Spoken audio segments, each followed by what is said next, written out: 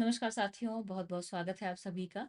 आज की कक्षा में हम बात करने वाले हैं शास्त्रीय भाषाओं के बारे में। जैसा कि आप सभी जानते हैं, अभी तक 6 ऐसी भाषाएँ थी जिनको शास्त्रीय भाषा का दर्जा प्राप्त था, जिसमें से तमिल, तेलुगु, कन्नड़, मलयालम, संस्कृत और उड़िया शामिल थी। वर्तमान में 5 और भाषाएँ ऐसी हैं जिन्हें शास्त्रीय भाषा का दर्जा प्रदान किया गया है। तो कुल मिलाकर अब शास्त्रीय भाषाओं की जो संख्या है वो 11 हो चुकी है। महत्वपूर्ण सवाल है, किसी भी एग्ज़ाम में पूछा जा सकता है।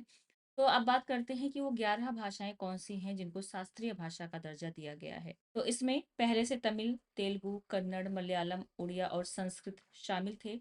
इसके अलावा ध्यान रखें मराठी, बंगाली, पाली, प्राकृत और असमिया, इन 5 भाषाओं को जोड़कर अब जो संख्या हो गई है टोटल वो 11 हो गई है।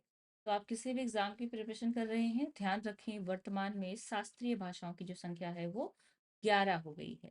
ये कौन-कौन सी भाषाएँ हैं उनको भी याद रखें क्योंकि ऑप्शन दिया जा सकता है कि इसमें से कौन-सी शास्त्रीय भाषा है और कौन-सी नहीं है।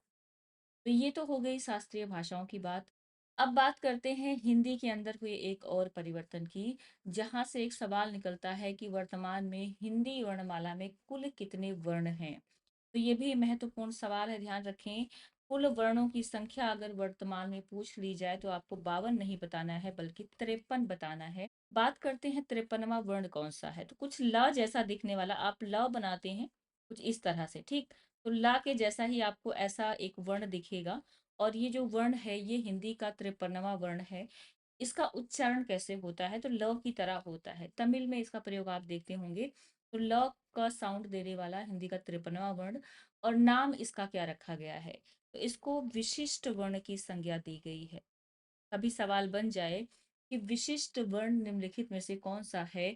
तो आप ध्यान रखें, कुछ इस तरह का आपको एक वर्ण मिलेगा जिससे आपको विशिष्ट वर्ण के रूप में चयन करना होगा। तो ये 2 महत्वपूर्ण बिंदु जो हिंदी के अंदर आपको याद रखना है, किसी भी एग्ज़ाम की प्रिपरेशन कर रहे हैं, वहाँ पर सवाल पूछा जा सकता है। बहुत-बहुत धन्यवाद सभी का।